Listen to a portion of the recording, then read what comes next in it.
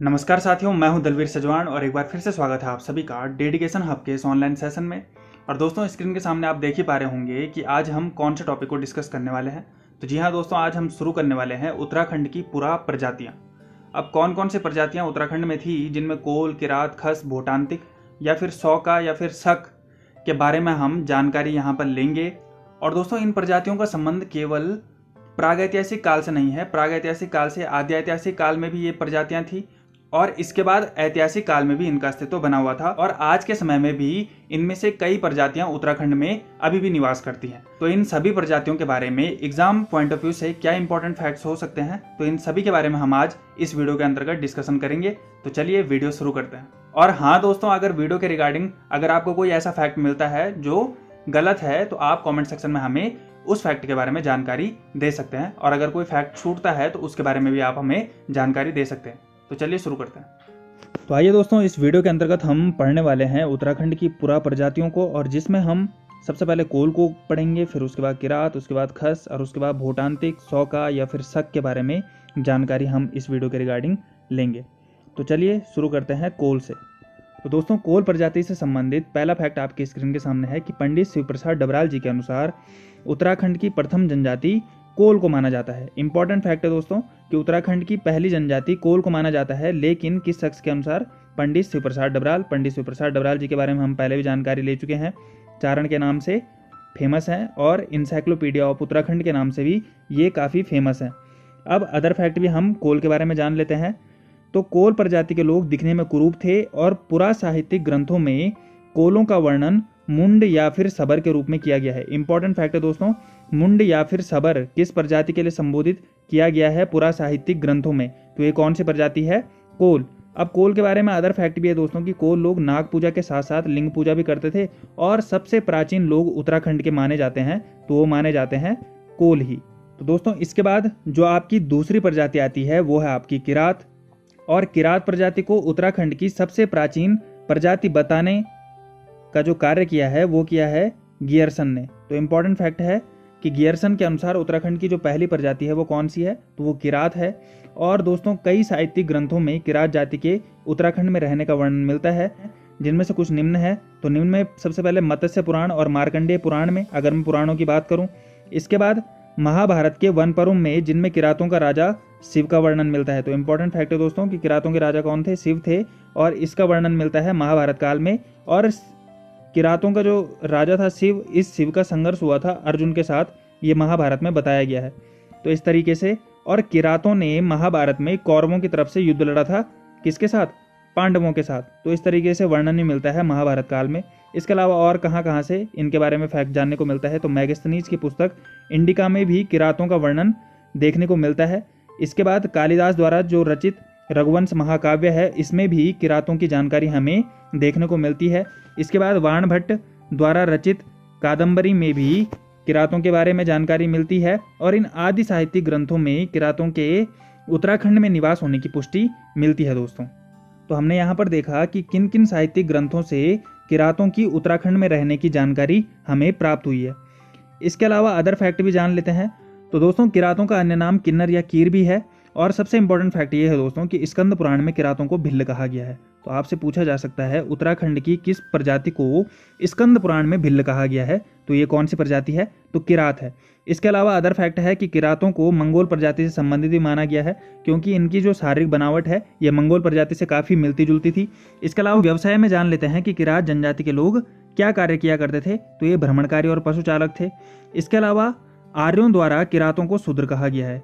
अब दोस्तों, यहाँ पर इंपॉर्टेंट फैक्ट है कि किरातों को सबसे प्राचीन माना जाता है उत्तराखंड में, और माना जाता है कि यहाँ के जो मूल निवासी थे उत्तराखंड के, वो किरात जनजाति के लोग थे। लेकिन इसके बाद मध्य एशिया से आर्य आए और आर्यों द्वारा किरातों को यहाँ पर सेवा कार्य के लिए गुलाम बनाया गया, और इसीलिए आर्यों के द्वारा इनको शूद्रों की संज्ञा दी गई। तो वर्तमान समय में जो हरिजन व शिल्पकार हैं, इनको किरात जनजाति का वंशज माना गया है उत्तराखंड में। तो दोस्तों, ये आपके लिए इंपॉर्टेंट फैक्ट है यहाँ पर कि वर्तमान में हरिजन और शिल्पकारों को किसका वंशज माना गया है? तो किरातों का वंशज माना गया है। इसके अलावा महाभारत काल में केदार खंड में किरात जातियों का आधिपत्य था। तो मैंने अभी आपको बताया कि किरात जाति का जो राजा था वो शिव था और शिव का संघर्ष हुआ था अर्जुन के साथ, इसका वर्णन भी महाभारत के वन पर्व में देखने को मिलता है।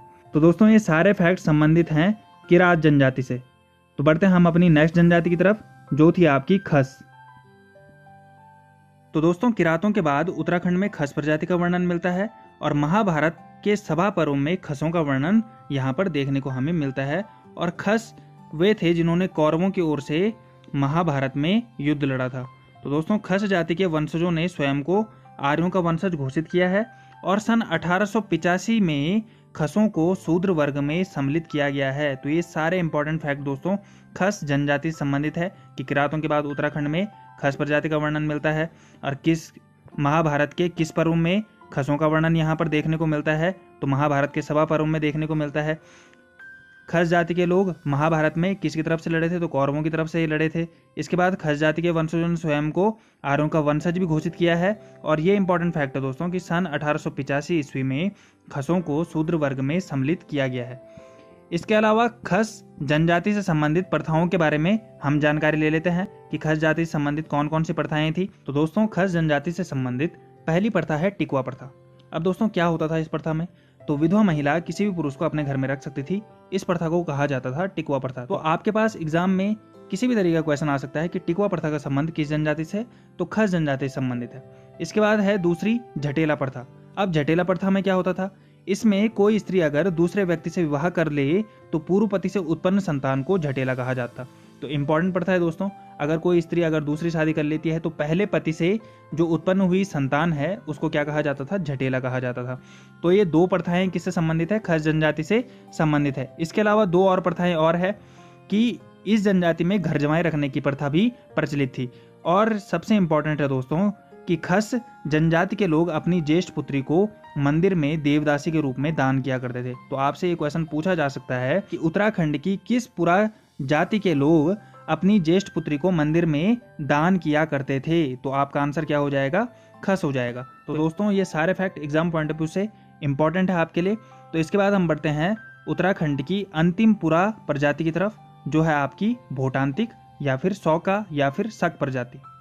तो दोस्तों भोटांतिक, सौका या फिर शक प्रजाति से संबंधित जो पहला फैक्ट आपके स्क्रीन के सामने दिख रहा है कि राहुल सांकृत्यायन के अनुसार शक जाति के लोग खसों के ही वंशज थे और आज के समय में भी इस प्रजाति के वंशज उत्तराखंड में एक जनजाति के रूप में पाए जाते हैं, जिनको हम भूटिया जनजाति के नाम से जानते हैं। अब अदर फैक्ट जान लेते हैं कि इस प्रजाति को व्यापारिक प्रजाति भी कहा जाता है। यह सामान्यतः 6 वर्गों व अनेक उपजातियों में विभक्त थे।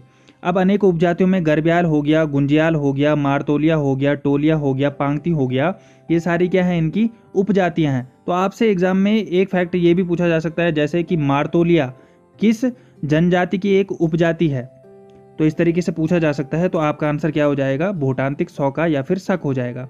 इसके अलावा और कुछ फैक्ट भी हम जान लेते हैं।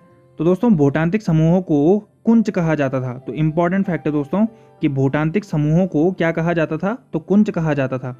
इनकी उपजातियां राठ या सगोत्र। अब दोस्तों राठ या सगोत्र कहा जाता है कुटुंब को। तो दोस्तों आपने गांव वगैरह में देखा होगा कि भेड़ा या फिर कुटुंब यानी कि गांव के लोगों का एक ऐसा समूह जिसमें सभी व्यक्तियों के पूर्वज कोई एक ही व्यक्ति रहा होगा, उसको कुटुंब कहा जाता है। तो इस प्रजाति की उपजातियां भी राठ या सगोत्र में विभक्त थी, जिसको यह बिरादरी का सूचक मानते थे। तो इंपॉर्टेंट फैक्ट है दोस्तों कि किसको बिरादरी का सूचक मानते थे, तो राठ या फिर सगोत्र को, जिसको हम क्या कहते हैं, तो कुटुंब कहते हैं। इसके अलावा राठ के अंदर आने वाले परिवारों में वैवाहिक संबंध नहीं होता था। तो जिस तरीके से गढ़वाली या फिर कुमाऊनी में भी होता है कि एक ही कुटुंब के अंतर्गत आने वाले परिवारों में वैवाहिक संबंध नहीं होता है, तो उसी तरीके से यहाँ पर भी था। इसके अलावा सन 1914 में ब्रिटेन व तिब्बत के बीच समझौते के आधार पर इन लोगों को तिब्बत से व्यापार करने की छूट मिली, जो 1962 जब तक भारत चीन युद्ध नहीं हो जाता तब तक जारी रही। तो दोस्तों ये व्यापारिक छूट मिली कब थी, ये आपको थोड़ा याद रखना पड़ेगा। तो कब मिली थी, 1914 में मिली थी। इसके अलावा हम और फैक्ट भी जान लेते हैं कि इस प्रजाति के लोग घूरमा देवता की पूजा वर्षा ऋतु के देवता के रूप में और घबला देवता की पूजा संपत्ति व्यापार में वृद्धि के लिए करते थे। तो दोस्तों मोस्ट इंपॉर्टेंट फैक्ट है घूरमा देवता और घबला देवता। घूरमा देवता का संबंध किससे है, तो ये है वर्षा से, और घबला देवता का संबंधित किससे है, तो संपत्ति या फिर पूंजी से। तो दोस्तों ये सारे फैक्ट आपके किससे संबंधित है, भोटांतिक, सौका या फिर शक प्रजाति से। तो दोस्तों इस वीडियो में आपने देखा कि किस तरीके से हमने पढ़ा उत्तराखंड की सभी पुरा प्रजातियों को और इसके बारे में हमने विस्तृत जानकारी ली। तो यहाँ पर आपका हो जाता है प्रागैतिहासिक काल पूरी तरीके से समाप्त। तो अब अगले पार्ट में हम पढ़ेंगे आद्य ऐतिहासिक काल को, लेकिन दोस्तों उससे पहले मैं आपके लिए लेकर आऊंगा प्रागैतिहासिक काल से संबंधित एक मॉक टेस्ट, जिसके आधार पर हम आकलन कर पाएंगे कि आपने प्रागैतिहासिक काल को कितना अच्छा समझा है। तो दोस्तों तब तक के लिए बहुत बहुत धन्यवाद, आपने वीडियो अंत तक देखा। अगर वीडियो आपको पसंद आई हो तो आप इसे लाइक कीजिए, अपने दोस्तों तक शेयर कीजिए, और अगर आप चैनल से अभी तक नहीं जुड़े हैं तो चैनल कर दीजिए सब्सक्राइब, और सबसे पहले नोटिफिकेशन पाने के लिए बेल आइकन को जरूर प्रेस कर दीजिए। बहुत बहुत धन्यवाद, आपने वीडियो को अंत तक देखा।